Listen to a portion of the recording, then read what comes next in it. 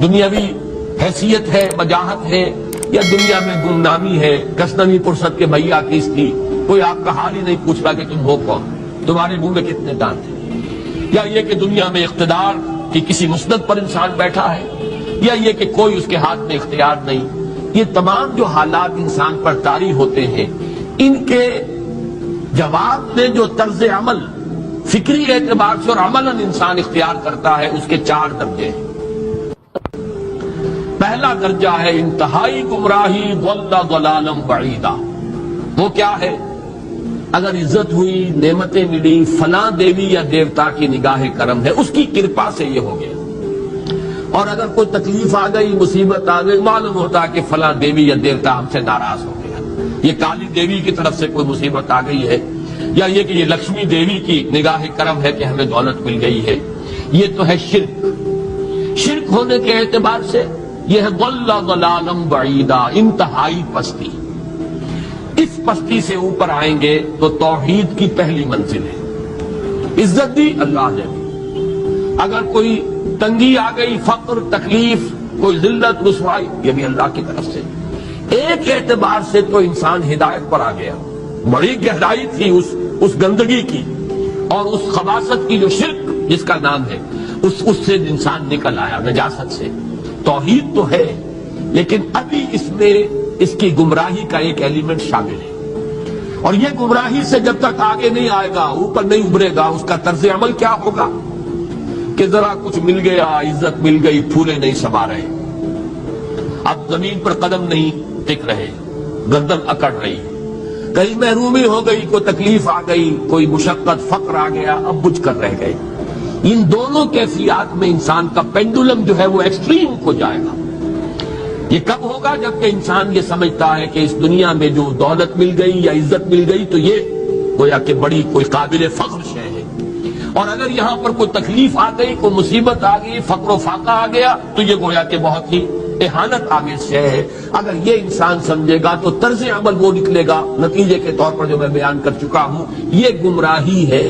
اس گمراہی سے نکلیں گے تو آپ کس مقام پر آئے؟ دوسری منزل ہدایت کی کیا ہے؟ نہ یہ عزت ہے نہ یہ ذلت ہے، دونوں حیثیتیں برابر ہیں کہ یہ امتحان ہے. اسی لیے ان دونوں آیتوں میں ایک لفظ قدر مشترک ہے، اذا مبتلاہ فاما الانسان اذا مبتلاہ ربہ فاکرمہ ونعمہ. یہ بھی ایک ابتلا ہے، آزما رہا ہے اللہ. کبھی وہ دے کر آزماتا ہے، کبھی چھین کر آزماتا ہے، کبھی فقر و فاقہ سے آزماتا ہے، کبھی وہ کثرت دولت اور کثرت مال سے آزماتا ہے، کبھی وہ صحت دے کر آزماتا ہے کہ یہ قوت اور توانائی اور صحت جو میں نے دی ہے یہ اس میں کیا کرتا ہے، کبھی وہ مرض کے ذریعے سے آزماتا ہے کہ صبر کرتا ہے کہ نہیں کرتا. ہمارے لیے شکوہ اور شکایت تو اس کی زبان پر نہیں آ جاتی، نالا و شیون تو نہیں آ جاتا، تکلیف جھیلتا ہے کہ نہیں جھیلتا، اس میں تحمل ہے کہ نہیں ہے، تو صبر کرتا ہے یا شکر کرتا ہے. یہ دونوں کیفیات در حقیقت اس اعتبار سے مساوی ہے، یہ بھی امتحان، یہ بھی امتحان. یہ حقیقت جب سامنے ہوگی اب وہ پینڈولم جو ہے وہ بہت کم ہو جائے گا. یعنی انسان میں طبعی طور پر تو ایک اثر ہوتا ہے غیر اختیاری.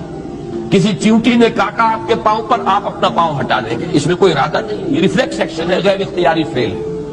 اس حد تک تو انسان ضرور متاثر ہوتا ہے، اس سے تو کوئی انسان جو ہے وہ بلندر نہیں ہو سکتا. حضرت ابراہیم رضی اللہ تعالیٰ عنہ، حضور کے وہ نومولود فرزند، انتقال جب ہو رہا تھا آپ کی آنکھوں میں آنسو آ گئے. اب یہ ایک طبعی اثر ہے، ایک فعل ہے، انفعالی کیفیت ہے جو بالکل طبعی ہے، لیکن یہ نہیں کہ اس کی وجہ سے انسان کی زبان پر کوئی شکوہ آ جائے، کوئی شکایت آ جائے، یہ نہیں ہوگا. یہ ایمان کے منافی ہے. اسی طریقے سے اگر کوئی خوشی ہوئی ہے تو چہرے کے اوپر ایک نکھار آ جائے گا، تبسم آ جائے گا، اس سے زائد نہیں. اس حد تک تو یوں سمجھیے کہ انسان کا طبعی تقاضا ہے. اس سے زیادہ یہ پینڈولم اگر سوئنگ کر رہا ہے تو گویا کہ اس حقیقت سے انسان محجوب ہے کہ یہ بھی امتحان ہے، یہ بھی امتحان ہے، جو ہم سورہ حدید میں پڑھ چکے ہیں. ما اصاب من مصیبت فی الارض ولا فی انفسکم الا فی کتاب من قبل ان نبراها ان ذلک علی اللہ یسیر لکہ لا تعصوا علی ما فاتکم ولا تفرحوا بما آتاکم. اللہ تمہیں کچھ دے تو اتراؤ مت، اللہ تم سے کچھ چھین لے تو اس کے اوپر افسوس مت کرو. یہ نتیجہ ایمان کا نکلنا چاہیے.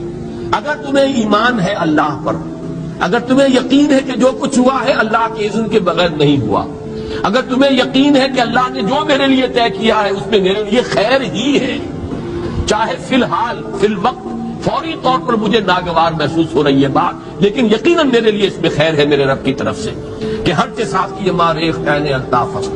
ہم تو شارٹ سائٹڈ ہیں، ہم دیکھ نہیں سکتے کسی شے کو، ہم اس کے ظاہر کو دیکھ کر گھبرا اٹھتے ہیں کہ یہ تو تکلیف آ گئی، کیا پتا اسی کے پردے میں اللہ کی رحمت آ گئی. میں نے وہ رئیس امروہوی کے اشعار آپ کو کئی دفعہ سنائے ہیں. وہ وقت آیا کہ ہم کو قدرت ہماری سعی و عمل کا پھل دے، بتا رہی ہے یہ ظلمت شب کہ صبح نزدیک آ رہی ہے. ابھی ہے کچھ امتحان باقی، فلاکتوں کے نشان باقی، قدم نہ پیچھے ہٹے کہ قسمت ابھی ہمیں آزما رہی ہے. رئیس اہل نظر سے کہہ دو کہ آزمائش سے جی نہ ہارے، جسے سمجھتے ہو آزمائش وہی تو بگڑی بنا رہی ہے. اسی آزمائش سے تو بگڑی بنے گی، اسی سے تو تمہارا خیر جو ہے اجاگر ہوگا، سامنے آئے گا، پتہ چلے گا who's who, what is what. ابو بکر میں کتنا یقین اور ایمان تھا، یہ کیسے معلوم ہوگا؟ کیسے معلوم ہوگا کہ بلال میں کتنا سہار، کتنا تحمل تھا، کتنا صبر تھا، اگر وہ مصیبت ان پر نہ آتی کہ جو امیہ ابن خلف کے ہاتھوں ان پر قیامت ٹوٹ رہی تھی. تو یہ ساری چیزیں جو ہے ما اصاب من مصیبت فی الارض ولا فی انفسکم الا فی کتاب من قبل ان نبرأ ان ذلک علی اللہ یسیر لکی لا تعصوا علی ما فاتکم ولا تفرحوا بما آتاکم واللہ لا یحب کل مختال فخور. اگر اس حقیقت سے محجوب ہو جاؤ گے تو پھر اختیال اور فخر اور گھمنڈ پیدا ہو جائے گا تمہارے اندر، یا دوسری طرف مایوسی، کمر ہمت ٹوٹ کر رہ جائے گی، خودکشی کرنے کو انسان آمادہ ہو جاتا ہے ذرا کوئی ناکامی دنیا میں آ گئی، کوئی تکلیف آ گئی. یہ ہے در حقیقت تیسری منزل، ہدایت کی دوسری سیڑھی. پہلا کیا تھا؟ نہاد ضل ضلالا بعیدا. کوئی خیر مل گیا تو کسی دیوی کی نگاہ کرم، کوئی تکلیف آ گئی تو کسی دیوتا کی ناراضی.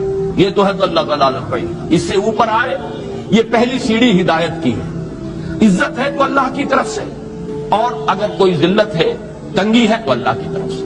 یہ ہدایت کا آغاز ہو گیا، یہ توحید کی بنیادی منزل ہے. اس سے اگلی منزل، یہاں کی ذلت ذلت نہیں، یہاں کی عزت عزت نہیں. ذالک یوم التغابن، ہار اور جیت کے فیصلے کا دن تو قیامت کا دن ہے. وہاں معلوم ہوگا جس کو اس روز عزت ملی وہ عزت والا ہے، جو اس روز ذلیل ہو گیا وہ ذلت والا ہے. یہ تو امتحان ہے، دار الامتحان ہے. خلق الموت والحیات لیبلوکم ایکم احسن عملا. یہ تو دار الامتحان ہے، امتحان ہونے کے ناطے دونوں برابر ہیں.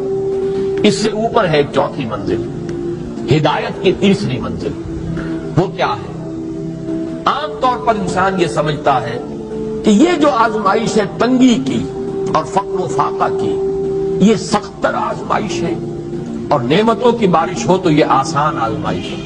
یہ بھی ابھی گمراہی کا ایک پرت جو ہے اس کی باقی ہے. ابھی ہدایت کا جو کامل جو ہوگا انکشاف وہ کب ہوگا؟ جب انسان اس حقیقت کو جان لے کہ جہاں وسعت ہو، جہاں کثرت ہو، وہ زیادہ بڑا امتحان ہے، سخت امتحان ہے، بجائے اس کے کہ اگر قلت ہے، کمی ہے، یہ کم تر امتحان ہے، یہ کم بھاری امتحان ہے. کیوں؟ کہ اگر آپ کے پاس کثرت ہے آپ کے اندر غفلت پیدا ہو جائے. کثرت کا لازمی نتیجہ غفلت ہے. نہ کوئی غم کرو نہ خوف، خوشیاں مناؤ جنت کی جس کا تم سے وعدہ کیا گیا تھا. اللہ کی ربوبیت پر اطمینان جب انسان کو ہو جاتا، میرا رب اللہ ہے، ربی اللہ، انسان کے لیے نہ کوئی کھٹکا، نہ کوئی خطرہ، نہ کوئی خوف، نہ کوئی حزن. جو کچھ ہو رہا ہے کس کے اذن سے ہو رہا ہے؟ اللہ کے اذن سے. اللہ کے اذن کے بغیر پتہ تک نہیں ہلتا. یہ کوئی اندھا بہرا مادہ نہیں ہے جس سے مجھے کوئی خوف ہو. اندھا بھینسا چلا آ رہا ہو اس سے تو ڈرنے کا ہر انسان کو ڈرنا چاہیے، نہ معلوم کس کو ٹکر مار دے. لیکن نہیں، اس کائنات کو چلانے والا ایک سمیع و بصیر خدا ہے. وہ جو میرا دوست ہے، میرا ولی ہے. اللہ ولی الذین آمنوا یخرجہم من الظلمات الی النور. اللہ اہل ایمان کا ولی ہے، ساتھی ہے، پشت پناہ ہے، مددگار ہے، حمایتی ہے. بتائیے جسے یقین ہو جائے کہ اللہ میرا مددگار، اللہ میرا محافظ، اللہ میرا پشت پناہ، اللہ میرا حمایتی، اس کے لیے کوئی خوف ہوگا؟ اس سے کوئی ڈر ہوگا؟ میں مثال دیا کرتا ہوں ایک بہت سادہ، پنجاب کے دیہات کی۔ تو بڑا چودھری ہے اور کوئی غریب کسان ہے، اس غریب کسان کی کہ جانوروں کو ہر وقت اندیشہ ہوگا چوری کا، کوئی میری بھینس کھول کر نہ لے جائے، کوئی میرا بیل کھول کر نہ لے جائے۔ لیکن جس کے بارے میں یہ سب کو معلوم ہو کہ وہ جو بڑا چودھری ہے وہ اس کا دوست ہے، اس کی بچیا کو کوئی خوف ہوگا؟ اس کی بھینس پر کوئی ہاتھ ڈالے گا؟ اسے کوئی اندیشہ ہوگا؟ نہیں۔ کیوں؟ کہ وہ بڑا چودھری، بڑا اس کا یہاں کا سردار، جاگیردار، سب کو معلوم ہے وہ میرا دوست ہے، کوئی میرے خلاف اقدام نہیں کر سکتا۔ اس دنیا میں یہ چھوٹی سی بات اگر آپ کے دلی اطمینان اور سکون کا باعث بن سکتی ہے تو ذرا تصور کیجئے۔ میں لفظ تصور استعمال کروں گا صرف اس لیے کہ اس کا ہم جس کو کہتے ہیں ادراک اور شعور کر نہیں سکتے، اگر کے ساتھ کر سکتے۔ اگر یقین ہو کہ اللہ میرا مددگار اور یقین ہو کہ اللہ ہر آن میرے ساتھ ہے، پھر کوئی خوف؟ کس کا خوف؟ کوئی شے اللہ سے بالاتر ہے؟ کوئی قوت اس سے زیادہ طاقتور ہے؟ کوئی اس کے ارادے کو بدلنے والا ہے؟ کوئی اس کی مشیت کے آڑے آنے والا ہے؟ یہی بات ہے جو حضور نے فرمائی، یہ ایمان کا حاصل ہے لب لباب،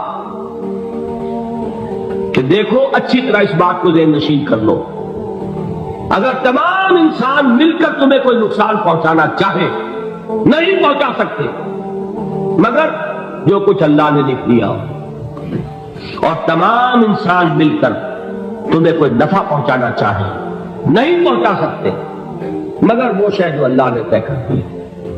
آپ پھر میں کہوں گا ذرا تعریف کیجئے، اسے فرض کیجئے، اسے سوچئے۔ اگر اس حدیث پر ہمارا دل ٹھکا ہوا ہو تو کسی سے ڈر ہوگا؟ یہ مجھے نقصان نہ پہنچا دے، یہ میری رپورٹ خراب نہ کر دے، یہ میری انکریمنٹ نہ رکوا دے، یہ میرا یہ نہ بگاڑ دے، یہ میرا یہ نقصان نہ پہنچا دے۔ اس کا ڈر، اس کا ڈر، اس کا خوف، اس کی خوشامد، اس کے لیے جا کر طرح طرح سے اپنی عزت نفس کو ذلیل کروانا اس کے سامنے، یہ سب کچھ کیوں کرتا ہے انسان؟ جب سمجھتا ہے کہ اس کے ہاتھ میں میرا کوئی نفع ہے، اس کے ہاتھ میں میرے لیے کوئی ضرر ہے، یہ مجھے کوئی گزن پہنچا سکتا ہے، یہ مجھے کوئی نقصان پہنچا سکتا ہے، یہ میرا کوئی کام بنا سکتا ہے، یہ میری کوئی ضرورت پوری کر سکتا ہے، اسی کا نام شرک ہے۔ جہاں آپ نے یہ سمجھا کہ غیر اللہ کے اندر کوئی طاقت موجود ہے، وہی شرک ہے۔ بتوں سے تجھ کو امید ہے، خدا سے نو امیدی، مجھے بتا تو صحیح اور کافری کیا ہے؟ شرک تو یہ جس پر بھی تمہیں یہ خیال ہے، کلمہ ہے یہ کلمہ سوم، لا حول ولا قوت الا باللہ، ذرا اس پر دل کو کبھی اگر آپ تصور کریں، پھر فرض کریں، دل ٹھک جائے اس پر، کوئی طاقت نہیں۔ یہی بات تھی جو شیخ عبد القادر جیلانی رحمۃ اللہ علیہ نے اپنی وصیت میں اپنے بچے سے کہی۔ یہ آرمی دینے والے ہیں، لیکن حضرت شیخ عبد القادر جیلانی کی وصیت اور تعلیمات کو کتنے لوگ نہیں جانتے ہیں؟ یہ جن مقامات تک پہنچے ہیں وہ کس چیز کی بدولت پہنچے؟ انہوں نے جو پیغام دیا وہ کیا تھا؟ اے میرے بچے، جس طریقے سے قرآن مجید میں حضرت لقمان کی نصیحتیں جو ہے نقل کر دی گئی ہیں، میں یہ عرض کروں گا بالفرض اگر قرآن حضرت عبد القادر جیلانی کے بعد نازل ہوا ہوتا تو شیخ عبد القادر کی یہ نصیحتیں بھی قرآن میں درج ہوتی۔ اتنی اونچی نصیحتیں ہیں۔ اے میرے بچے، اس حقیقت کو ذہن نشین کر لے، لا فاعل فی الحقیقت ولا مؤثر الا اللہ۔ اس کائنات میں نہ کوئی فاعل حقیقی ہے نہ مؤثر حقیقی ہے سوائے اللہ۔ کسی شے میں کوئی تاثیر نہیں اگر اللہ نہ چاہے، آگ جلا نہیں سکتی اگر اللہ نہ چاہے، پانی ڈبو نہیں سکتا اگر اللہ نہ چاہے، زہر ہلاک نہیں کر سکتا اگر اللہ نہ چاہے، کوئی چیز فائدہ نہیں پہنچا سکتی اگر اللہ نہ چاہے۔ تو در در پہ کیوں سر جھکاتے ہو؟ در در پر کیوں جبینیں جبی سائی کرتے ہو؟ سب کے سامنے کیوں ہاتھ پھیلاتے ہو؟ ایک اللہ سے مانگو، ایک اللہ کے سامنے زمین پر اپنی جبین رکھو. لا فاعل فی الحقیقت ولا مؤثر الا اللہ. نظر آتا ہے ہمیں کہ پانی پیاس بجھا دیتا ہے، پیاس بجھانے کی صلاحیت پانی میں نہیں ہے، اللہ کے اذن سے. کھانا بھوک مٹا دیتا ہے، بھوک مٹانے کی صلاحیت کھانے میں نہیں ہے، اذن رب میں. دیکھیے یہی یقین تھا. حضرت موسیٰ علیہ السلام کا واقعہ یاد کیجئے. سامنے سمندر آ گیا، قوم دیکھتی ہے پیچھے کہ گرد و غبار کا طوفان. معلوم ہوا کہ فرعون اپنے لشکر سمیت آ گیا. لشکر جب چلتا تھا تیز رفتاری کے ساتھ تو گرد و غبار کا جو طوفان اٹھتا تھا اس کا تصور کیجیے. اور لمحہ بلمحہ وہ قریب آ رہا ہے. پوری قوم نے کیا کہا؟ اے موسیٰ انا لمدرکون، اے موسیٰ ہم کو پکڑے گئے. قرآن مجید میں تو یہاں وہ باتیں نہیں لکھی ہیں، لیکن تورات میں یہ درج ہے کہ بنی اسرائیل جھگڑنے لگے، دست و گریبان ہو گئے موسیٰ کے ساتھ. موسیٰ نے یہاں فرمایا لا کر، اس سے تو ہم ہی بہتر تھے. وہاں کھانے کو ملتا تھا، زندگی تو تھی، بیگار ہم کر رہے تھے، موت تو نہیں تھی. اب جو کچھ ہوگا اس کا تصور کرو، جس طریقے سے ہمارے ٹکڑے اڑائے جائیں گے. تو لڑ رہے ہیں حضرت موسیٰ علیہ السلام سے. یہ تورات کی تفصیل ہے. قرآن میں صرف اتنا آیا ہے، پریشان ہو کر انہوں نے کہا انا لمدرکون، موسیٰ ہم کو پکڑے گئے. اس وقت موسیٰ کا جواب کیا ہے؟ کلا ان معی ربی سیہدین. نہیں، میرے ساتھ میرا رب ہے، وہ راستہ دے گا. بتائیے کہاں راستہ نظر آ رہا ہے؟ یہ ہے ایمان بالغیب. راستہ نظر نہ آئے تب اللہ پر یقین ایمان ہے. جیب میں پیسے ہو اور تب دل کو اطمینان ہے تو ایمان کس پر ہوا؟ پیسے پر، اللہ پر نہیں.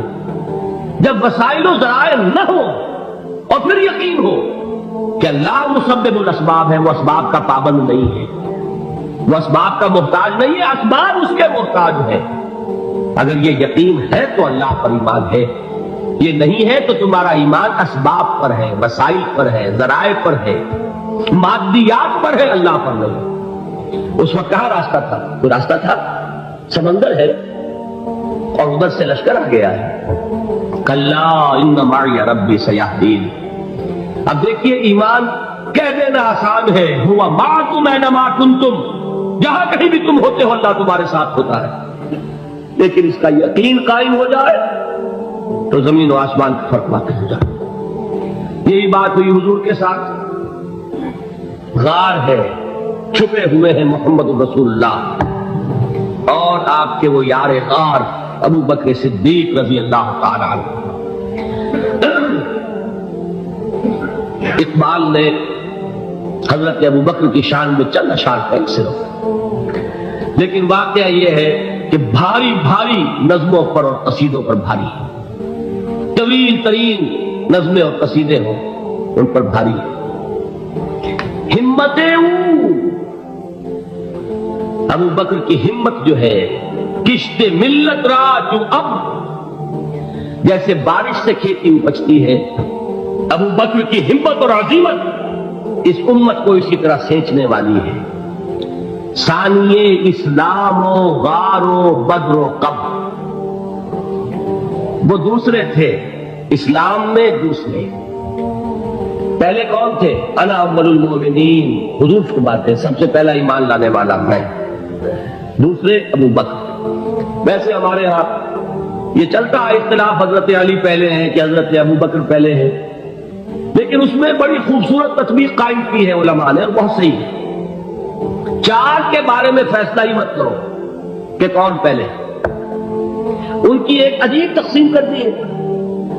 آزاد مردوں میں، بالغ مردوں میں سب سے پہلے ابو بکر، بچوں میں سب سے پہلے علی، خواتین میں سب سے پہلے خدیجہ، اور غلاموں میں سب سے پہلے زید بن حارثہ. بڑی پیاری تقسیم ہے. یہ چاروں ہی پہلے ہیں، ہر ایک کے لیے اولیت ہے. اور واقعہ یہ ہے کہ اگر زمانی اعتبار سے تعین ہوگا تو پہلے خدیجہ الکبریٰ آئیں گی رضی اللہ تعالیٰ عنہ. کسی اور سے بات کرنے کی نوبت بعد میں آ سکتی ہے، پہلے تو اہلیہ محترمہ سے بات ہوئی. آتے ہی پہلی وحی ہوئی ہے، ابھی تبلیغ کا حکم نہیں تھا. کس کو بتایا واقعہ؟ ابھی اپنی نبوت کی تبلیغ کا تو حکم ہی نہیں آیا. واقعہ کس کا ہے؟ وہ خدیجہ کا ہے. جب کہا ہے کہ خشیت علی نفسی، مجھے اپنی جان کا اندیشہ ہے، تو کیا جواب دیا خدیجہ نے رضی اللہ تعالی عنہا؟ وہ صدیقۃ الکبریٰ ہے. صدیقات جو ہے خواتین، ان میں چوٹی پر خدیجہ الکبریٰ ہے رضی اللہ تعالی عنہا. اور صدیق جو مرد ہے ان میں صدیق اکبر ہے ابو بکر صدیق رضی اللہ تعالی عنہ. لیکن صدیقات میں چوٹی. جب حضور نے فرمایا خشیت علی نفسی، کیا فرمایا، کیا عرض کیا، کیسے تسلی دی؟ نہیں نہیں، اللہ آپ کو ضائع نہیں کرے گا. آپ غریبوں کے ہمدرد ہیں، آپ مساکین کے تکالیف رفع کرنے والے ہیں، آپ بیواؤں کی سرپرستی کرتے ہیں، آپ مسافروں کی خدمت کرتے ہیں. اللہ آپ کو ضائع نہیں کرے گا. یہ یقین ہے اس خاتون کے اندر. خیر، وہ ایک علیحدہ بات ہو جائے گی. میرے دل پر حضرت خدیجہ رضی اللہ تعالیٰ عنہ کی شخصیت کا بڑا گہرا نقش جو وہ کوئی اور یہ وقت اور موقع ہوا تو بیان ہوگا. بہرحال اقبال نے ایک مصرے میں جو 4 اولیتیں جمع کر دی ہیں، ہمتیں او کشت امت را چو ابر، ثانی اسلام و غار و بدر و قبر. اسلام میں حضور کے بعد پہلے کون؟ ابو بکر. غار میں حضور کے ساتھ کون؟ ابو بکر. بدر کی رات اللہ کا رسول سر بسجود، وہ جھاڑ، وہ گھاس پھوس کی جو جھوپڑی بنائی گئی تھی، اور وہاں تلوار ننگی لے کر پہرا دینے والا کون؟ ابو بکر. اور اس حجرہ عائشہ میں محمد کے بعد سب سے پہلے دفن ہونے والا کون؟ ابو بکر رضی اللہ تعالی عنہ صلی اللہ علیہ وسلم. وہ جو معاملہ میں سنا رہا تھا غار ثور کا، حضرت ابو بکر بھی حضور کے خیال سے لرز گئے ہیں. آپ کو یاد ہوگا کہ جا کر پہلے تمام جتنے سوراخ تھے انہیں بند کیا. ایک سوراخ رہ گیا تھا جس کو بند کرنے کے لیے کوئی کپڑا نہیں تھا. وہاں اپنی ایڑی رکھی ہے. تب کہا ہے حضور سے تشریف لائیے، اور اپنے زانوں پر حضور کو لٹایا ہے. اور وہاں کسی موذی جانور نے کاٹا ہے. حضور کی آنکھ لگ گئی تھی.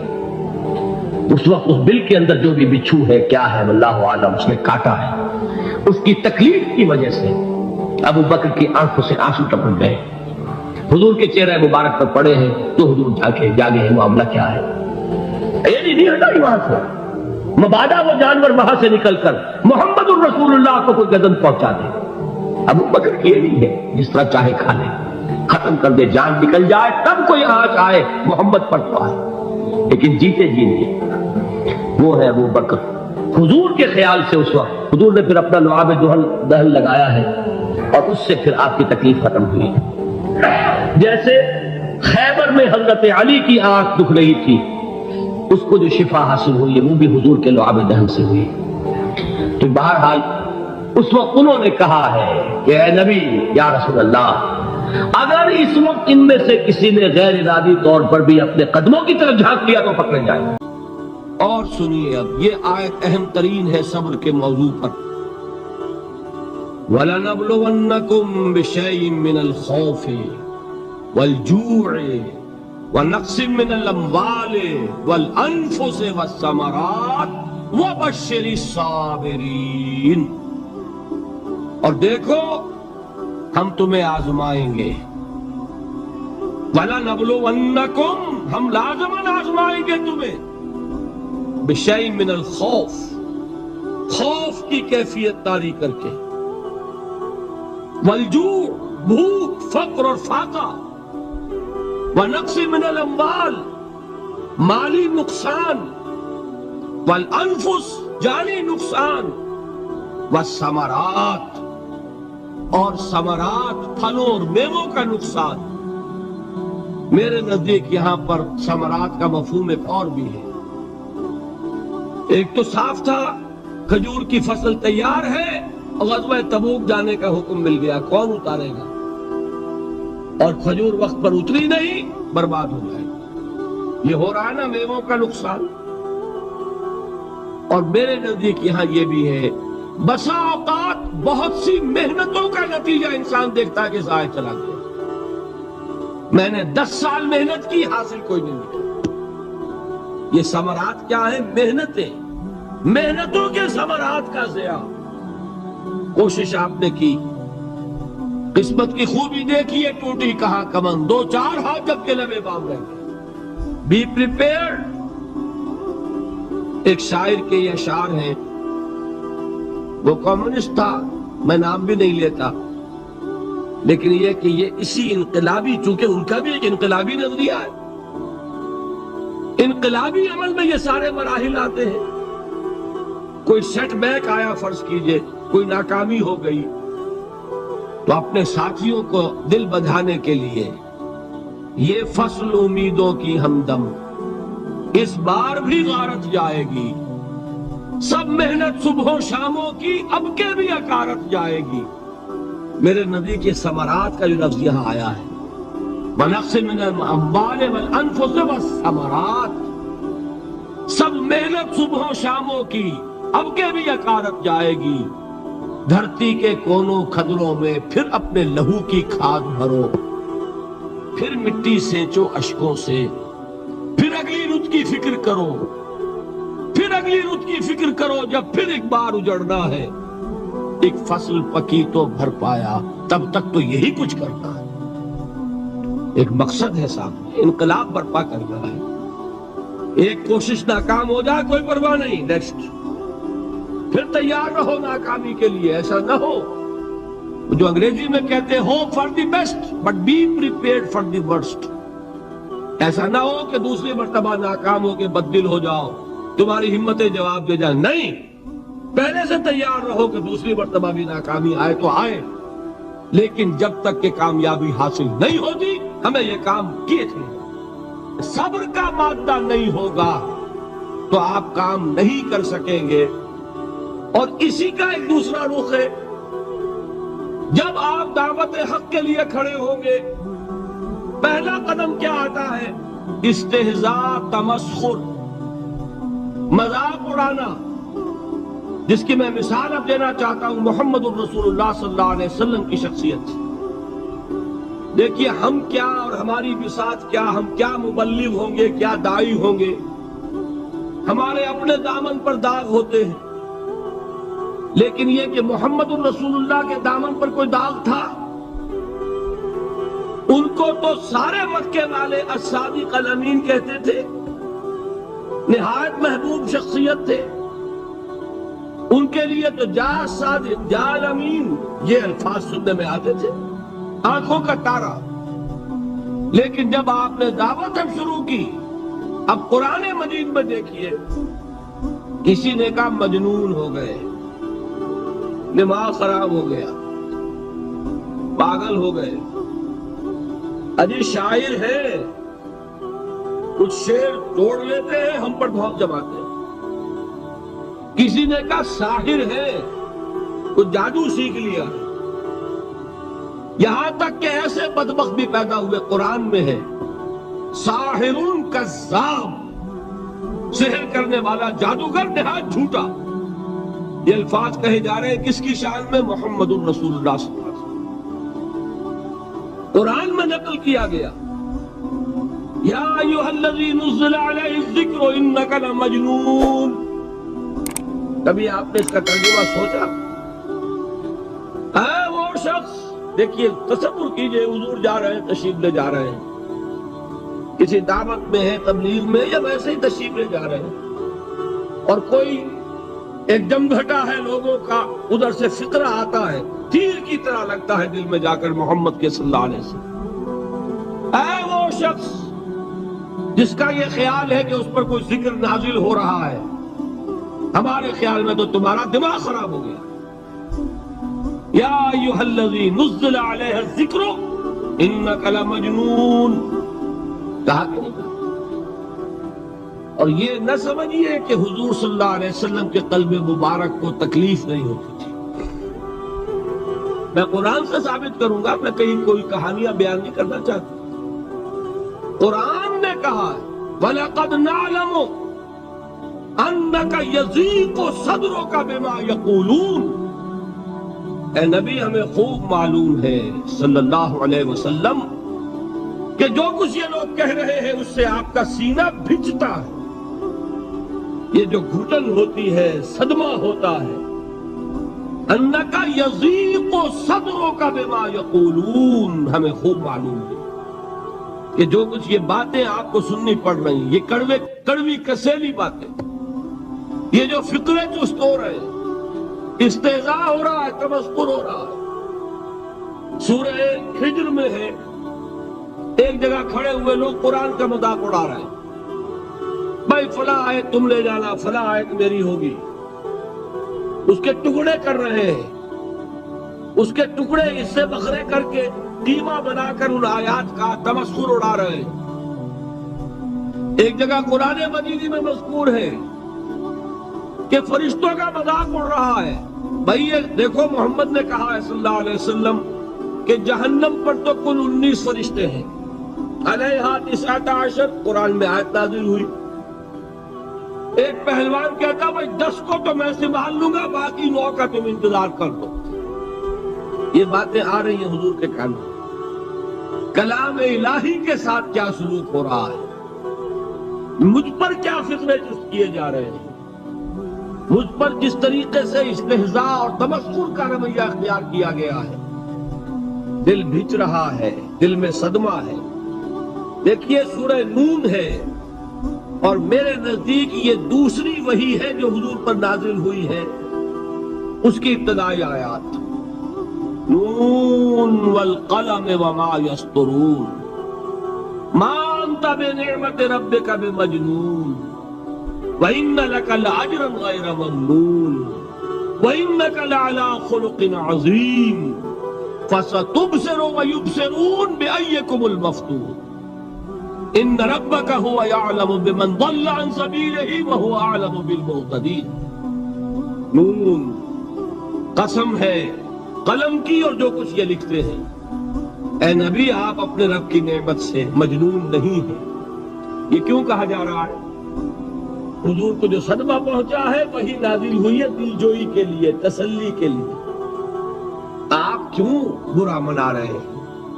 اے نبی آپ کیوں صدمہ اور رنج اور اندوہ محسوس کر رہے ہیں؟ ان بدبختوں کے کہنے سے کوئی آپ مجنون ہو جائیں گے؟ مانتا بے نعمت ربک بمجنون وَإِنَّ لَكَ لَأَجْرًا غَيْرَ مَمْنُونٍ. آپ کو جو یہ صبر کرنا پڑ رہا ہے، آپ کو جو یہ جھیلنا پڑ رہا ہے، اس کی وجہ سے آپ کو وہ اجر ملے گا جس کا سلسلہ کبھی منقطع نہیں ہوگا. وَإِنَّكَ لَعَلَىٰ خُلُقٍ عَظِيمٍ، اور اے نبی آپ تو خلق عظیم کے حامل ہیں. آپ کا اخلاق، آپ کا کردار، آپ کی سیرت، آپ کی شخصیت میں طہارت، نفاست، پاکیزگی، آج تک دنیا نے کوئی پاگل، کوئی مجنون ایسا بھی دیکھا؟ یہ ساری باتیں اللہ تعالیٰ حضور کی دلجوئی کے لیے فرما رہے ہیں. اس سے آپ اندازہ کیجئے کہ کتنا صدمہ ہوتا ہوگا. یہی ہے، اس ساری چیز کو جمع کیجئے تو یہ چیز کیا ہے؟ وَاصْبِرْ عَلَىٰ مَا يَقُولُونَ وَاهْجُرْهُمْ هَجْرًا جَمِيلًا. صبر کرو اے نبی، صبر کرو اے محمد صلی اللہ علیہ وسلم، جھیلو اور برداشت کرو اس پر جو یہ کہہ رہے ہیں. اچھی طرح نوٹ کیجئے یہ بات، ذرا سیرت ہی کا سمجھ لیجئے، آج ایک بیان ہو جائے گا. یوں سمجھیے جب حضور نے یہ کہا کہ مجھ پر وحی نازل ہوئی، فرشتے سے ملاقات ہوئی، تو اب وہ چہمے گوئیاں شروع ہو گئی. معلوم ہوتا دماغ خراب ہو گیا. دیکھیے ہم نہیں کہتے تھے یہ جا کے غار حرا میں بیٹھتے، کئی کے دن رہتے ہیں، بھوکے رہتے ہیں، وہ خشکی چڑھ گئی نا آگے. یہ جس طرح کی باتیں دنیا میں آج ہوتی ہیں اسی طریقہ کی باتیں ہوتی ہیں. عتبہ ابن ربیعہ ایک مرتبہ آتا ہے، کیونکہ قریش کے بڑے لوگوں میں سے تھا، تو قریب آ کر بڑی اپنائیت کے ساتھ، بڑی شفقت کے ساتھ، بڑے بزرگانہ انداز میں کہتا ہے بھتیجے حضور سے، بھتیجے اگر واقعی کسی بدروح کا سایہ ہو گیا ہے تم پر، وہ آسیب آ گیا ہے تو مجھے بتا دو، میرے بہت سے عاملوں سے تعلقات ہیں، میں کسی کو بلا کر یہ تمہاری بدروح دور کر دوں گا۔ اب آپ سوچئے کیا بیتی ہوگی حضور کے دل پر۔ یہ وہ کیفیات ہیں، اور یہ نوٹ کر لیجئے 4 برس تک یہی شکل رہی ہے۔ مخالفت اسی نوع سے ہوئی ہے جس کو کہتے ہیں فزیکل پرسیکیوشن، جسمانی تشدد، وہ پہلے 4 سال نہیں ہوا۔ اس کی وجہ کیا ہے کہ در حقیقت جب بھی کبھی کوئی ایسی دعوت اٹھتی ہے، اب مجھے اجازت دیجئے میں ایک لفظ انقلاب یہاں استعمال کروں، انقلابی دعوت۔ کل میں نے کہا تھا نا، ایک ہوتی ہے خالص مذہبی تبلیغ، ایک ہوتی ہے انقلابی تبلیغ۔ مذہبی تبلیغ کی سب سے بڑی مثال عیسائیت کی تبلیغ، اور انقلابی تبلیغ کی سب سے بڑی مثال اشتراکی تبلیغ۔ میں باہر سے مثالیں دے رہا ہوں، اندر سے نہیں دینا چاہتا۔ آگے یہ کہ ہی قدر گفتیں، باقی فکر کن۔ آگے انسان اپنی عقل سے کام لے، سوچے، غور و فکر کرے۔ تو یہ انقلابی تبلیغ تھی محمد الرسول اللہ صلی اللہ علیہ وسلم۔ اور انقلابی تبلیغ کے اندر یہ بات جان لیجئے کہ پہلا رد عمل جو ہوتا ہے معاشرے کا، وہ یہ ہوتا ہے کہ کوئی ایسی بات گھبرانے کی نہیں ہے، ایک آدمی کا دماغ خراب ہو گیا ہے اور کچھ سر پھرے قسم کے چند نوجوان اس کے ساتھ ہیں، ایسی کیا بات ہے گھبرانے کی؟ مشت خاک ہے، بس ان کو چٹکیوں میں اڑاؤ، جو چٹکیوں میں اڑانا کہلاتا ہے۔ اسی کو قرآن مجید میں ایک اور جگہ کہا گیا ہے، یریدون لیطفئوا نور اللہ بافواہہم، یہ چاہتے ہیں کہ اللہ کے نور کو اپنے منہ سے بجھا دیں، پھونکے مار کے ہی بس۔ تو پہلا رد عمل جو ہوتا ہے ایک نظام کا، ایک کسی انقلابی دعوت کے خلاف، وہ رد عمل ہوتا ہے استہزاء، تمسخر، مذاق کرو، ان کو جس کو آپ انگریزی میں کہتے ہیں ڈی مورلائز کر دو، ان کی ہمتیں جو ہے وہ ٹوٹ جائیں، ان کو اس طریقے سے، اسی کا نام ہے آج کل کی اصطلاح میں کیریکٹر ایسیسینیشن، ان کی شخصیتیں جو ہیں ان کو داغدار کر دو، ان کا اعتبار ختم کر دو، ان کا استہزاء کرو، تمسخر کرو۔ اور یہ میں آپ سے عرض کر رہا ہوں اس وقت ایک گونا فخر کے ساتھ اور اللہ تعالیٰ کا شکر ادا کرتے ہوئے کہ میں نے جو کام بھی کیا ہے اس وقت پاکستان میں، آپ نے اخبارات میں دیکھا ہوگا، بڑا دقیانوسی مولوی ہے، بیگمات کا رد عمل جو ہوا وہ آپ کے علم میں ہوگا، بڑے جو یہ جدید ہمارے روشن خیال قسم کے جو صحافی ہیں، اگر کہیں آپ نے پڑھا ہو جس طرح استہزاء ہوا ہے، جس طرح مذاق اڑایا گیا ہے، جو الفاظ استعمال کیے گئے ہیں، وہ میرے نزدیک بہت بڑی سند ہے جو اللہ کے ہاں جا کر پیش کروں گا کہ اللہ تیرے دین کے لیے۔ میں نے اپنے گھر سے کوئی بات نہیں کہی، میں نے جو بات کہی وہ جو شریعت محمدی کی بات ہے وہ کہی۔ اگر اپنی طرف سے کہیں ہو، کوئی اضافہ کیا ہو، تو اللہ تعالیٰ کی پھٹکار ہو مجھ پر اور لعنت ہو مجھ پر۔ لیکن اگر میں نے وہی کچھ کہا جو شریعت محمدی کا تقاضا ہے اور قرآن اور سنت کی بات ہے، تو پھر اگر مجھے کسی نے پاگل کہا اور کسی نے دقیانوسی کہا اور کسی نے اور فقرہ چست کیا، تو میں اس کے لیے، میں تو سمجھتا ہوں میرے لیے وہ سند ہے جو اللہ تعالیٰ کے ہاں میں جا کر پیش کروں۔ اور یہ جان لیجئے کہ وہی بات ہوتی ہے ہمیشہ، ہسٹری ریپیٹس اٹسیلف۔ وہ بات کریں گے جو حضور نے کی تھی، وہی رد عمل سامنے آئے گا جو اس وقت آیا۔ اس لیے کہ یہ تو جو انسانی مزاج ہے وہ نہیں بدلا، معاشرے کا انداز نہیں بدلا، وہ جو کام ہوگا اس کا رد عمل ابتدائی وہی ہوگا۔ اور اس میں در حقیقت امتحان ہوتا ہے صبر کا۔ کیا دل شکستہ ہو کر بیٹھ رہے گا انسان؟ ہمت جواب دے جائے گی، کمر ٹوٹ جائے گی، قوت ارادی اور عزیمت جو ہے مزمحل ہو جائے گی، پھونکوں سے چراغ بجھ جائے گا. یہ جو میں نے آیت آپ کو سنائی تھی اس کا بڑی خوبصورت کے ساتھ ترجمہ کیا ہے مولانا ظفر علی خان نے کہ نور خدا ہے کفر کی حرکت میں خندہ زن، پھونکوں سے یہ چراغ بجھایا نہ جائے گا. یریدون لیطفئوا نور اللہ بافواہہم واللہ متم نورہ ولو کرہ الکافرون. یہ چاہتے ہیں کہ اپنے منہ کی پھونکوں سے اللہ کے نور کو بجھا دیں، حالانکہ اللہ تعالیٰ تو اپنے نور کا اتمام فرما کر رہے گا، خواہ ان کافروں کو کتنا ہی ناگوار ہو. اس کی ترجمانی ہے نور خدا ہے کفر کی حرکت پہ خندہ زن، پھونکوں سے یہ چراغ بجھایا نہ جائے. بہرحال اس مرحلے پر میں نے آپ کو 2 صبر بتائے. صبر کس چیز سے؟ اپنا کیریئر دنیاوی جو بھی آپ حاصل کر سکتے تھے. ذہین آدمی ذہانت لگائے گا تو دین کی دعوت دے گا ایٹ دی انٹلیکچوئل لیول. اور یہ بات جان لیجئے کہ یہ چیز دنیا میں کسی کمائی کا ذریعہ نہیں بن سکتی. اسے قربانی دینی پڑے گی کیریئر کی، اپنے مفادات کی، تب کام کر سکے گا. عام آدمی وقت لگائے گا، صلاحیتیں صرف کرے گا، اپنی وہی اس وقت سے اور توانائی سے پیسہ بنا سکتا تھا. آج کل تو آپ کو معلوم ہے کہ بڑی سادی ہو گئی ہے یہ حساب کتاب کی بات، بہت سادہ.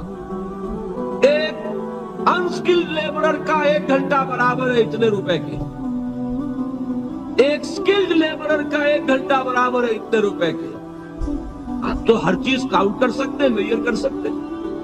جو شخص سے گھنٹہ لگا رہا ہے اس نے کوئی پیسہ خرچ کیا ہے، اسی وقت کو لگا کر وہ پیسہ بنا تھا، اسی ذہانت اور صلاحیت سے وہ تو کمائی کرتا. ادھر لگایا تو وہ جو کمی ہو رہی ہے اس کو برداشت کرنا، اس کو جھیلنا اور خوش دلی سے برداشت کرنا، یہ سمجھنا کہ در حقیقت یہ سب کچھ کیا ہے کہ اللہ تعالیٰ کے ہاں اس کا جو ثواب ملے گا. یہ صبر کا ایک رخ، اور استہزاء ہو، تمسخر ہو، مذاق اڑے، فقرے چست ہو، دقیانوسی کہا جائے، ریئیکشنری کہا جائے، یہ بڑے ریئیکشنری ہے، یہ بڑے پچھلے زمانے کے لوگ ہیں، اگلے وقتوں کے ہیں یہ لوگ، انہیں کچھ نہ کہو. جو کہا جائے سنو. وَاصْبِرْ عَلَى مَا يَقُولُونَ وَاهْجُرْهُمْ هَجْرًا جَمِيلًا. اور صبر کیجئے محمد صلی اللہ علیہ وسلم. دیکھیے کوئی پہلو ایسا نہیں ہے جس میں ہمیں ہدایت قرآن مجید سے اور سیرت محمد صلی اللہ علیہ وسلم سے مل نہ جائے. اگر اللہ تعالیٰ مقام دعوت پر فائز ہونے کی توفیق عطا فرما دے تو جو مرحلے پیش آئیں گے وہ آپ کو نظر آ جائیں گے سیرت محمدی میں صلی اللہ علیہ وسلم. اور اس وقت حضور سے جو کہا گیا اس سے آپ کے دل پر بھی، اس کے زخمی جو آپ کا دل ہے، آپ کے احساسات ہیں، اس پر مرہم رکھا جائے گا.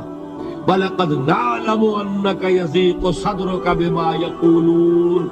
ہمیں خوب معلوم ہے کہ جو کچھ آج تمہیں سننا پڑ رہا ہے اس سے تمہارا سینہ بھجتا ہے، تمہیں رنج اور صدمہ ہوتا ہے. لیکن وَاصْبِرْ عَلَى مَا يَقُولُونَ، جو کچھ یہ کہہ رہے ہیں اس پر صبر کیجئے، اس کو جھیلیے اور برداشت کہ عادت پڑے گی. پھر معاشرے کی درستی کے لیے ضروری ہے کہ بدلا ہو. ایک تھپڑ اس نے لگایا ہے تو تھپڑ اس کے لگے تو اس کے بھی 14 طبق روشن ہو، تاکہ کسی اور کو تھپڑ مارنے کی ضرورت اس میں نہ ہو. یہ صحیح ہے کہ معاشرے کی درستی اسی میں، لیکن جو دعوت کا معاملہ ہے بالکل جدا ہے، اس کے قانون اور ہیں. حضرت مسیح کے الفاظ کیا تھے یا نہیں، بہرحال انجیل میں یہ ہے. اور میں جو بات عرض کر رہا ہوں وہ یہ ہے کہ وہ بالکل صحیح ہے. مقام دعوت کے دوران یہی طرز عمل صحیح ہے، اور یہی طرز عمل محمد الرسول اللہ نے صلی اللہ علیہ وسلم اپنے ساتھیوں کو تلقین فرمایا. وہ کیا ہے؟ وہ الفاظ جو ہے انجیل کے وہ یہ ہے کہ اگر کوئی تمہارے داہنے گال پر تھپڑ مارے بایاں بھی پیش کر. اگر کوئی تمہارا چغا لینا چاہے نالش کر کے تو تم اس کو کرتا بھی اتار کے دے دو. اگر کوئی تمہیں بیگار میں 1 کوس لے کر جانا چاہے تم 2 کوس اس کے ساتھ جاؤ. اس پر کہا گیا کہ یہ بڑی غیر فطری تعلیم ہے. یقیناً قانون کے اعتبار سے غیر فطری ہے، دعوت کے اعتبار سے یہ لازمی ہے. یہی دعوت کا یہی قانون ہے جو 12 برس تک مکے میں محمد رسول اللہ نے نافذ کیا. صحابہ کو کیا حکم تھا؟ تمہیں کتنا ہی مارا جائے تم جواب میں کوئی کارروائی نہیں کر سکتے. نو ریزسٹنس، نو ریٹیلیشن. ریزسٹنس تو ہے، پیسو ریزسٹنس. ریزسٹنس کیا ہے؟ کہ پیچھے مت ہٹنا. وہ سارا دباؤ کیوں دے رہے تھے کہ تم اپنا تعلق منقطع کرو محمد سے صلی اللہ علیہ وسلم، تم توحید کو چھوڑو، اپنے آبائی دین میں آؤ. اسی کے لیے پریشرائز کر رہے تھے نا. حضرت بلال کو مار رہا ہے امیہ ابن خلف، حضرت خباب بن الارت رضی اللہ تعالی عنہ کو دہتے ہوئے انگارے زمین میں بچھا کر اور اس کے اوپر ننگی پیٹھ لٹا دیا. آپ ذرا تصور کیجئے، ایک شخص دیکھ رہا ہے کہ دہتے ہوئے انگارے بچھائے جا رہے ہیں، یہ میرے لیے تیار کیے جا رہے ہیں، اور پھر حکم دیا جاتا ہے کرتا اتار دو، کرتا اتار دیتا ہے. لیٹ جاؤ، لیٹ جاتا ہے. کیوں؟ بڑی غیر فطری بات ہے یہ تو. اسے ہاتھ پاؤں مارنے چاہیے. ایک آدمی ڈیسپریٹ ہو جائے تو آپ کو معلوم ہے اس کے اندر طاقت بہت آ جاتی ہے. اسے نظر آ رہا ہو کہ مجھے تو بھون دیں گے، کباب بنا دیں گے، تو اگر اسے اجازت ہو 2-4 کو مار کر مرے گا. اجازت نہیں. محمد نے ہاتھ باندھ دیے صلی اللہ علیہ وسلم. تمہیں اجازت نہیں ہاتھ اٹھانے. یہ بعد میں سورہ نساء میں یہ الفاظ نازل ہوئے کہ اے مسلمانوں، ایک زمانہ یہ تھا کہ تمہیں حکم تھا کفو ایدیکم، اپنے ہاتھ بندے رکھو. You are not allowed to retaliate. ڈٹے رہو، جمے رہو، کھڑے رہو، صبر کرو، جھیلو، برداشت کرو، پیچھے نہ ہٹنا، نہ محمد کے دامن کو چھوڑنا صلی اللہ علیہ وسلم، نہ توحید کا دامن چھوڑنا، لیکن ہاتھ اٹھانے کی اجازت. بتائیے کہاں گیا قانون؟ قانون تو یہ ہے کہ بدلا لو، لیکن وہ قانون تو اس وقت نافذ ہوگا جب انقلاب آ جائے گا، اسلامی حکومت قائم ہو جائے گی، تب آئے گا نا قانون. ابھی مرحلہ ہے انقلابی عمل کا، ابھی تو انقلاب لانا ہے، اسلامی حکومت قائم کرنی ہے. اس پروسیس کے تقاضے کچھ اور ہیں. اس میں جو پہلا مرحلہ ہے وہ پیسو ریزسٹنس کا ہے. سب یہی وجہ دیکھیے مکی صورتوں میں خود نبی اکرم صلی اللہ علیہ وسلم کو اتنے مختلف پیرایوں میں صبر کا حکم دیا گیا. کچھ مثالیں میں دے چکا ہوں. وَلِرَبِّكَ فَاصْبِرْ، اسی طریقے سے وَاصْبِرْ كَمَا صَبَرَ أُولُو الْعَزْمِ مِنَ الرُّسُلِ، اے نبی صبر کیجئے جیسے کہ صبر کیا ہمارے اولو العزم رسولوں نے.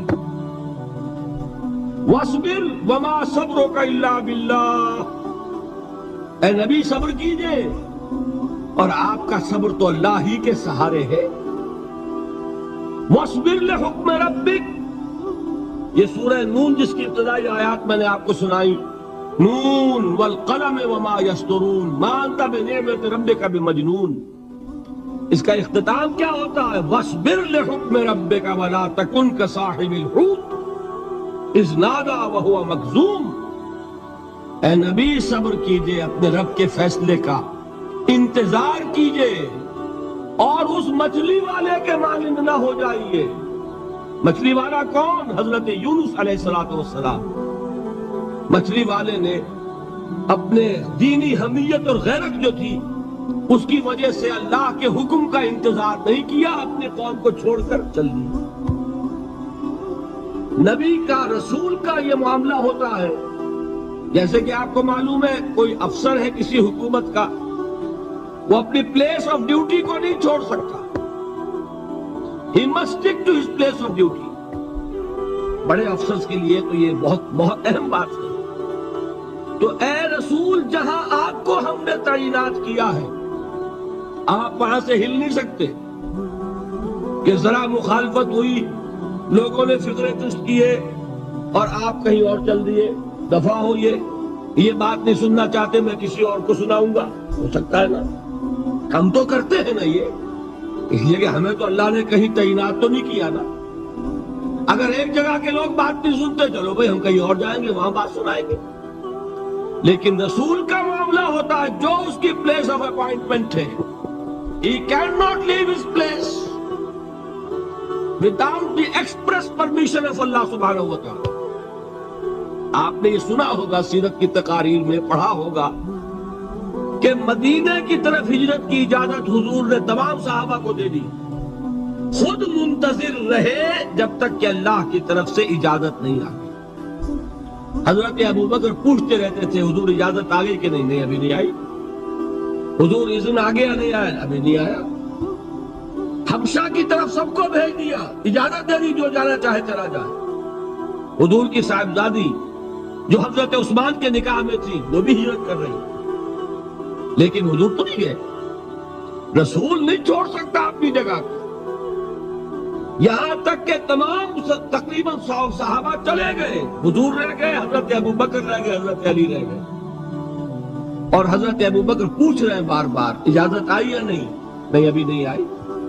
حضرت عائشہ نے واقعہ بیان کیا کہ ایک روز اچانک دوپہر کے وقت ہم نے دیکھا کہ حضور نے اپنے پورے جسم کو ڈھانپا ہوا ہے، چہرے کو بھی کپڑے میں ڈھانکا ہوا ہے اور تشریف لا رہے ہیں۔ یہ اس میں تعجب کی بات یہ کہ عرب میں آج بھی آپ کو معلوم ہے کہ یہ چیز جو ہے ان کی روایات کے خلاف ہے کہ دوپہر کے وقت کوئی کسی سے ملنے جائے۔ یہ وقت جو ہے قیلولے کا ہے، آرام کا ہے۔ آج کل وہ عصر اور ظہر کے مابین کا وقفہ، تو این ٹھیک دوپہر کے وقت تشریف لائے حضور۔ آپ نے آ کے حضرت ابو بکر سے فرمایا کہ اجازت آ گئی ہے۔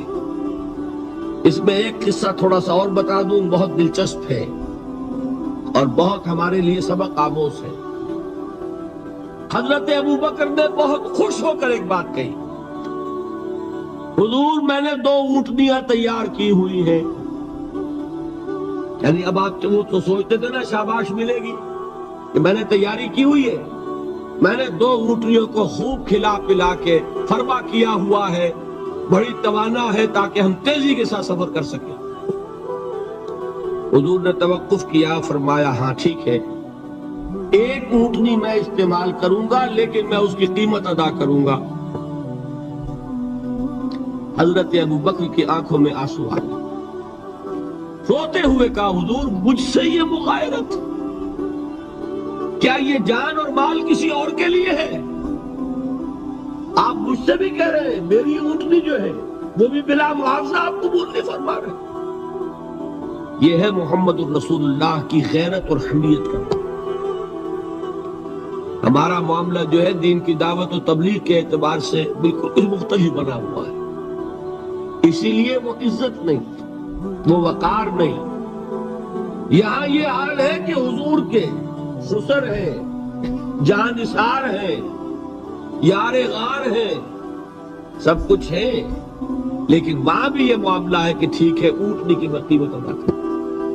بہرحال میں جو عرض کر رہا تھا وہ یہ ہے کہ چونکہ رسول کو اجازت نہیں تو فرمایا گیا وَاصْبِرْ لِحُکْمِ رَبِّكَ وَلَا تَكُنْ كَصَاحِبِ الْحُوتِ۔ دیکھنا وہ جو یونس علیہ السلام جو انہوں نے کیا تھا، اجازت آئے بغیر وہ اپنی قوم کو چھوڑ کر کسی اور وجہ سے نہیں گئے تھے دین کی حمیت اور غیرت کی وجہ سے۔ یہ بدبخت بات سننے کو تیار نہیں ہے تو دفاع ہو، میں کہیں اور جا کر اللہ کی بات کہیں سناؤں گا، لیکن اجازت کے بغیر نہیں جا سکتے۔ یہی وجہ ہے کہ پکڑ ہوئی، گرفت ہوئی اور مچھلی کے پیٹ میں رہے، وہاں وہ لا الہ الا انت سبحانک انی کنت من الظالمین، اور وہاں سے پھر اللہ تعالیٰ نے نجات دی، مچھلی نے انہیں اگل دیا ساحل کے اوپر۔ یہ ایک لمبی بات ہے۔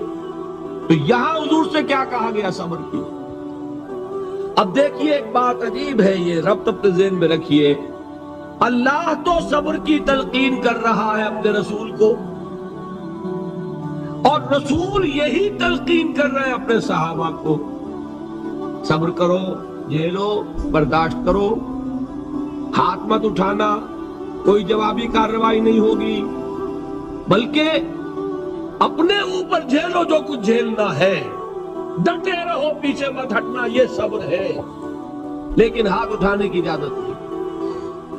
چنانچہ اب ذرا چشم تصور سے دیکھیے، ابو جہل اس نے جو بدترین روش اختیار کی، وہ ایک خاندان تھا حضرت یاسر، ان کی اہلیہ حضرت سمیہ، اور ان کے فرزند حضرت عمار رضی اللہ تعالی عنہم۔ یہ غلام نہیں تھے، حضرت سمیہ تو کنیز تھی، لیکن یاسر غلام نہیں تھے۔ ان کی کہانی یہ ہے، واقعہ یہ ہے کہ یہ بہت نیک آدمی تھے یاسر، یمن کے باشندے۔ انہیں کو خواب میں بشارت ہوئی کہ نبی کا ظہور ہونے والا ہے مکے میں، جاؤ، شاید ان کے قدموں تک پہنچ جاؤ۔ جیسے حضرت سلمان فارسی کی بات میں نے آپ کو بتائی، وہ تو خواب کی بشارت نہیں تھی، وہ ان کے غور و فکر کا معاملہ تھا۔ انہوں نے وہ جو آگ کی پوجا پاٹ ہے اس کو چھوڑا اور سفر کیا، اور پھر انہیں خبر دی ایک راہب نے کہ کھجوروں کی سرزمین میں آخری نبی کا ظہور ہونے والا ہے، جاؤ، شاید قسمت یابی کرے۔ انہیں خواب آیا تھا، یہ یمن سے ترک وطن کر کے مکے آ گئے۔ ابو جہل کا ایک چچا تھا، بہت شریف النفس انسان، اس کے ساتھ معاہدہ کیا حلیف بن کر، اور وہ مکے میں رہنے لگے۔ اس لیے کہ نوٹ کر لیجئے، مکہ اس وقت ایک قبیلے کا شہر تھا، صرف قریش۔ یا قرشی رہ سکتا تھا وہاں، یا قرشی کا حلیف۔ اگر کسی کے ساتھ اس کی، جیسے آپ کو معلوم ہے یہاں کاروبار وغیرہ کرنے میں سعودی عرب میں شراکت جو ہے وہ کسی لوکل سعودی کے ساتھ ہوگی تو آپ کر سکتے، وہ کفیل ہے، ورنہ آپ کچھ نہیں کر سکتے۔ اسی طرح کی بات وہاں تھی کہ اگر تو کسی قرشی نے آپ کو امان دی ہوئی ہے تو آپ رہ سکتے مکے میں، ورنہ نہیں۔ یا تیسرے قرشی کا غلام، غلام تو ملکیت ہی ہے اس کی، جیسے بھیڑ بکری ہے کسی قرشی کی، اسی طرح اس کے غلام ہے۔ یہ تین کیٹیگریز تھی انسانوں کی مکے میں۔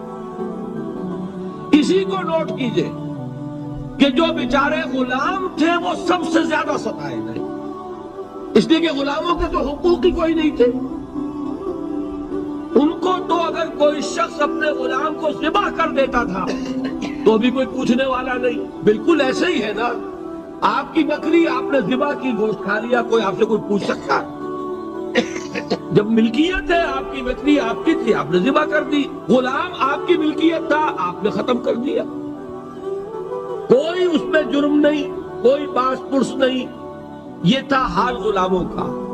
بلال غلام تھے، ابو فقی غلام تھے، زنیرہ ایک کنیز تھی۔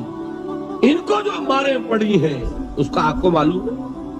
حضرت بلال کے ساتھ جو کچھ امیہ ابن خلف نے کیا، کہ جس طریقے سے کہ حیوانوں کی لاشیں جو ہے کھینچ کر گھسیٹ کر لے جائی جاتی ہیں، ان کی گردن میں رسی ڈال کر گھسیٹتے، اسی طریقے سے حضرت بلال کے گردن میں رسی ڈال کر ٹھیک دوپہر کے وقت مکے کی سنگلاخ گلیوں کے اندر گھسیٹا جاتا تھا۔ نیچے زمین جل رہی ہے توے کی طرح، اور ویسا بھی ہوتا تھا کہ چت لٹا دیا، اوپر سے وہ آگ مکے کا کہ سورج جو ہے ذرا نوٹ کیجئے، آگ برسا رہا، نیچے زمین توے کی طرح جل رہی، اور ایک بھاری سل بھی لا کر جو ہے سر پر رکھ دی، چھاتی پر رکھ دی گئی ہے کہ آواز نہیں نکل رہی، جھاگ نکل رہے منہ سے، لیکن اس حال میں بھی احد احد احد، ایک ایک اللہ، قل هو اللہ احد، الفاظ نکل۔ یہ ہے وہ صبر، یہ ہے وہ صبر، صبر علی الابتلاء، صبر علی الایذاء۔ یہ ابتلاء اور ایذاء پر صبر ہے، جھیلو، برداشت کرو، اس توحید پر قائم رہو، محمد کی رسالت کے اقرار کرتے رہو صلی اللہ علیہ وسلم، لیکن ہاتھ نہیں اٹھانا۔ اب میں آپ کو بتا رہا تھا یہ تو غلام تھے، یہ جو تھے یاسر یہ حلیف تھے، غلام تو نہیں تھے نا۔ البتہ وہ ابو جہل کے چچا کی کنیز تھی یہ سمیہ، انہوں نے اجازت لے کر ان سے نکاح کر لیا، یہ تو کنیز رہے گی۔ بیٹا جو ہوا وہ بھی ایک طرح سے جب کنیز زیادہ ہے تو غلام ہو گیا، عمار ابن یاسر۔ وہ جو شخص تھا بہت شریف النفس ابو جہل کا چچا، وہ مر گیا۔ اب ابو جہل جو ہے اس خاندان کا سربراہ ہے، لہذا یہ تینوں جو افراد ہیں وہ اس کے رحم و کرم پر ہیں۔ یاسر کو بھی پروٹیکشن اگر ہے تو ابو جہل کی ہے، ابو جہل جو چاہے کرے، اور سمیہ تو کنیز ہے ہی، اس کا تو کوئی حق ہے ہی نہیں، جو چاہے کرے، اور عمار ان دونوں کا بیٹا ہے، لہذا بدترین معاملہ کیا ابو جہل نے ان تین افراد کے ساتھ۔ حضرت سمیہ کے ساتھ جو کچھ کیا گیا ہے آپ اس کا تصور نہیں کر سکتے۔ بالآخر جو شہید کیا حضرت سمیہ کو ایذائیں دے دے کے، سسکا سسکا کے، ان کے جسم کے نازک حصوں کو جلا کے، داغ دے کر، کہتا کیا تھا؟ ایک دفعہ کہہ دو کہ میرا جو یہ بت ہے یہ بھی الہ ہے، مان لو میں چھوڑ دوں گا۔ تنگ آ گیا، کسی طریقے سے ایک دفعہ کہہ دو پھر میں چھوڑ دوں گا۔ لیکن یہ میاں بیوی حضرت یاسر اور حضرت سمیہ رضی اللہ تعالی عنہما، یہ ہے ثبات، یہ ہے صبر، یہ ہے استقلال، ایک مرتبہ بھی کہنے کے لیے تیار نہیں، جو چاہو کر لو، اب ہم تو اس سے پیچھے نہیں ہٹے۔ تنگ آ کر اس نے حضرت سمیہ کی تو شرمگاہ میں برچھا مارا اور شہید کیا۔ حضرت یاسر کے بارے میں ایک روایت یہ ہے، ستا ستا کے، تنگ کر کر کے، آخر کار جو ختم کیا انہیں شہید کیا کس طرح؟ 4 سانڈ اونٹ جوان، ان سے رسے باندھے، ایک رسے سے ایک بازو باندھا، دوسرے سے دوسرا بازو باندھا، تیسرے سے ایک ٹانگ باندھی، چوتھے سے دوسری ٹانگ باندھی، اور چاروں کو دوڑایا ہے کہ جسم کے پرکھتے ہوں گے۔ اس حال میں کیا ہو رہا تھا وہ میں بتا رہا ہوں کہ اللہ تو تاکید کر رہا ہے اپنے نبی کو، اصبر وَلِرَبِّكَ فَاصْبِرْ وَاصْبِرْ عَلَى مَا يَقُولُونَ وَاصْبِرْ وَمَا صَبْرُكَ إِلَّا بِاللَّهِ وَاصْبِرْ لِحُكْمِ رَبِّكَ وَلَا تَكُنْ كَصَاحِبِ الْحُوتِ۔ اس وقت سامنے سے حضور گزرتے تھے جبکہ آل یاسر کے ساتھ یہ معاملہ ہو رہا ہے، کیا فرماتے تھے؟ اصبروا یا آل یاسر فَإِنَّ مَوْعِدَكُمُ الْجَنَّةُ، اے یاسر کے گھر والوں صبر کرو، جھیلو، اس لیے کہ تمہارے وعدے کی جگہ جنت ہے۔ اللہ تعالیٰ ادھر آنکھ بند ہوگی ادھر جنت میں تمہارا داخلہ ہو جائے گا۔ یہ ہے تواصوا بالصبر والعصر ان الانسان لفی خسر۔ یہ تواصوا بالصبر پر کون عمل کر رہا ہے؟ محمد الرسول اللہ صلی اللہ علیہ وسلم۔